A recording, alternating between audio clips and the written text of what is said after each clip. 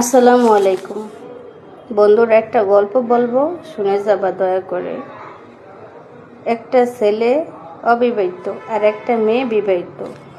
দুজনের পরিচয় হলো একটা নতুন সিমের মাধ্যমে। একটা সিম কিনছে মেয়েটায়, সেই সিমে ফোন দিছে ছেলেটায়। ফোন দিয়ে বলল ছেলেটা হ্যালো, মেয়েটা বলল হ্যাঁ বলেন। ছেলেটা বলল তুমি কি মুক্তা? মেয়েটা বলল না ভাই, মুক্তা না। ছেলেটা বলল এটা তো মুক্তার সিম ছিল। মেয়েটা বলল না, এই সিমটা আমি কিনেছি। আবার ছেলেটা বলল এটা তো মুক্তার সিম ছিল।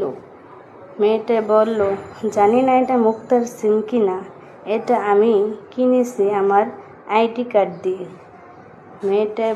ছেলেটা বলল ও। তারপর অনেকক্ষণ কথা বলল ছেলেটা মেয়েটার সাথে। তারপর আবার ছেলেটা বলল মেয়েটাকে